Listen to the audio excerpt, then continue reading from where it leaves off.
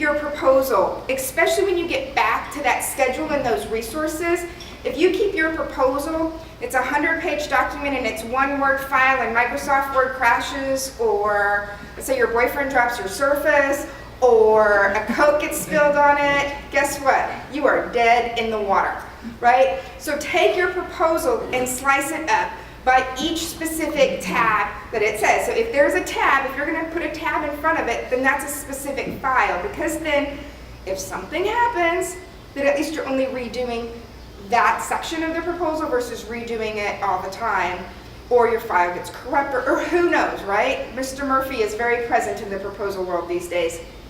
And then also structure your files on your computer or your server. So these are your client files or your files. We call them guts in our world, which is the finished pages, right? Packaging, you know, that's your tabs and your covers. And then proposal management, that's where your matrix would live, as well as a folder just for the RFP files that come out. So that's your RFP, that is your pre-bid, sign-in sheet, that's any of the questions and answers. It's all of those types of things that go in those respective folders. And then here's a breakdown. And so the cover letter has its own folder, the firm profile has its own folder, the hub plan has its own folder, so it's not just this sea of files and versions and you don't know, because you're going to need help and you're going to need resources, and you don't want people putting stuff in the wrong place. Okay? That'll help you get along. So the matrix is a key component that we do for every proposal, and this is just a screenshot of it in Microsoft Excel. And what we do is we divide the actual section of the proposal by the actual copy and paste text from the proposal. Right, so here's another quick way to look at exactly what you need to respond to in that specific section, and we color code it, okay? And then we put who is the primary responsibility of that section, or even that subsection, as well as who is a secondary support person and when it's due. And so we use that as we work the proposal to see who's done it and who hasn't, and really where we are. Alrighty, so when you're doing your matrix, keep in mind that these are roles and resources, not specifically people, right? So someone's going to dissect that proposal, right? You're going to get your highlighters out and your tabs and your flags, and you're going to go and through it. The gatherer, who is going to now go and gather that information? How much of your response is going to be reused, repurposed, or is it going to be new? And those are kind of the three categories that we like to think of as well. And then the doers, if something needs to get written, who is going to do that? It might be me, myself, and I, but still, right? Who's going to go and get that content or write that? And then guess what? Now you're building your proposal library for the next proposal that you've got. And then the proofer. That can't be the same person as the doer. Right? It just can't, right? Because you've written it and you've read it and then you reread it and then you read it again, right? And your brain starts adding words and things in there. So definitely, if you're going to be a one-man proposal, make sure you have a proofer, okay? It can be anyone. Just so they look for specifics, here are the qualifications, right? Here is the criteria. If any of this is wrong, then I will be disqualified.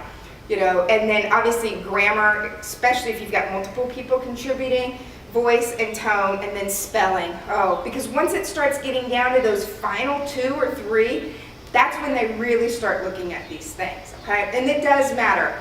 So back to the first of the biggie is schedules and time blocking.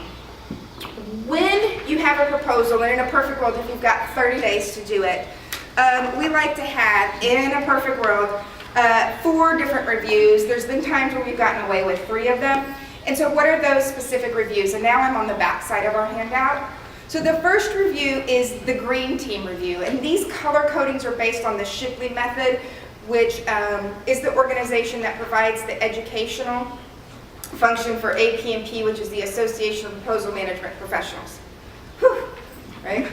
So the green review, validating your win themes. When you're looking through that proposal, you should say, what are they looking for, and how can I check that box? And that's considered a win theme for your proposal. Identify hot buttons. Okay, if they're looking for lead, okay, how many lead projects have I done? I'm going to make sure to put that in the cover letter. I'm going to make sure to put that at the... Sorry, it just so you napkins. Oh.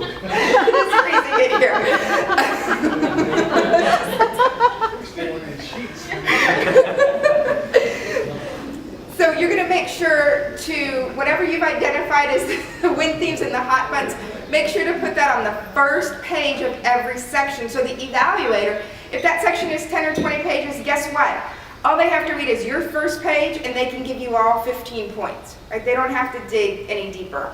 It establishes visuals. Are we going to put a picture of a project? Are we going to put before and after picture? Are we going to have a testimonial in there? Are we going to have a flow chart? Are we going to have an infographic? Those types of things you should already start thinking about in the green team.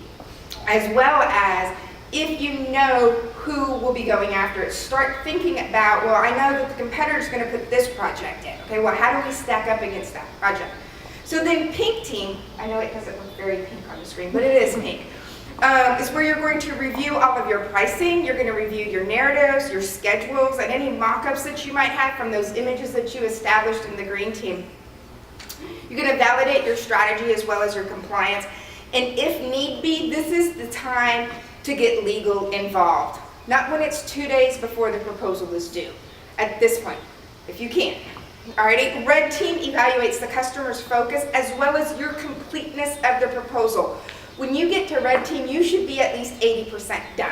You shouldn't have all these blank, empty pages going, yep, somebody needs to write that. Oh yeah, I'm going to be working on that. You need to have stuff on every page.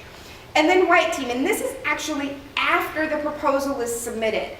And so when you're putting together your schedule or not, if you're going to go after a pursuit, make sure that either a week or 2 weeks after you submitted, you have a white team scheduled, right? Because if you ask me to do a debrief on something I did last month, we're done, gone, it's out of my brain. So this is when you review your lessons learned, you review the effectiveness of your strategy, you refine the process, and this is a great opportunity to update your library, right? Because you need to make sure, oh, that project we put 23 million, oh, it really should be 25 million. Well, the next time we go and use that same project, we need to make sure to pull the most recent one out. Okay, so back in time, we're talking about time as well. Make sure that you're blocking your calendar when you're doing this pursuit. And obviously you want to have the majority of your time during the day working on this. This is especially helpful when you have a group calendar and other people can see your calendar, so make sure to set an appointment with yourself that from noon to 4 I'm going to work on the proposal, because if you don't block that time and protect that time, then your coworkers or someone else is going to say, oh yeah, we can have that meeting with Julie, and oh yeah, she's available from noon to 4, but you knew that you were going to take that time, but then somebody else just took it. Does that make sense? Okay, and then it also helps you keep trucking along. Right? And so you don't wait till the night before and then you're up for 12 hours straight putting together a proposal and then you're on a first name basis with the people at Kinko's. And you don't want to do that. One of the examples that I wanted to provide was a time estimate for a kickoff meeting, and if you don't send a time estimate for a kickoff meeting, they can go all sorts of different ways, and squirrel here and super shiny squirrel over here, and then you get off on a tangent. So I did provide an estimate of time for a typical kickoff meeting, which is 90 minutes, and that's in your handout. Scoring. This gets back to, what is our objective for the proposal, right? So you should score your proposal at least 1, 2, 3 times. That was supposed to be funny. I didn't know it well. All right. So, at kickoff, right? You should do that at kickoff, right? So you know exactly where you stand in the mirror test. This is how we know we would possibly score. Then when you do the pink team, look at your scoring again, and then look at your scoring a third time with the red team. Are we 100% comfortable with a 93? That's the best we can get, and our objective is for an awareness with that entity. I think you're doing pretty good. Go ahead and send it out. All right? Tabs and covers, and this really gets into awareness as well as first impressions. And so you can utilize tabs and covers for places where you're not able to put proposal information, right? So if you've got an amazing testimonial from a client and there's no place anywhere in that proposal to put the testimonial, you can put it in the tabs and covers because they don't count, right? So it's a great way, as well as if there's a project that you're not able to profile. They limit you to 4 projects, but there's another project that is really good that really meets it. Put it on a tab or a cover, right? So once again, you're able to sell yourself to that entity. You're still compliant, okay? So these are some other examples. And here's an example of one for a client that we did, and they really wanted it. They wanted to make sure that A&M understood that they understood their culture, right? And so we heavily spent a lot of time in research for this client, and so that's what the cover looked like. That was the inside back cover, and then all of the tabs. And so what we did is we showed a current project next to you know, an A&M image. And so we were able to do that. Effective visuals. How many of you like to read? Yeah, okay, yeah, not a whole lot of you. And read a lot, and read proposals, right? Well, neither do the evaluators. And so this table, it's much clearer on your handout, are different ways that you can communicate your information for your proposal through visuals, right? Because if they're able to give you as much points as possible through a visual versus having to read 4 paragraphs worth of stuff, they're going to do it, right? We have actually gained 2 different clients in the last year because when we got their bid evaluation and their debrief from the agency, they said specifically your proposal was boring. Then the other one said it was all words, no pictures, right? And when you circulate your proposal for proofing, people are much less likely to change an image or an infographic versus worrying about if you should have an Oxford comma or that should be one word or the tense, right? Okay, so this is all sorts of different types of visuals for you as well as when to use them. So if you're going to show an advantage to a disadvantage, you know, you might do a photograph or something chronologically. You could do a table. So there's those types of examples there. And I'm just going to show a few here. So here is, we're trying to show a development project. So we've got the existing here. We sliced the rendering and put it on top. And then we did some lifestyle pictures here, right, to really set the tone, as well as we displayed just some key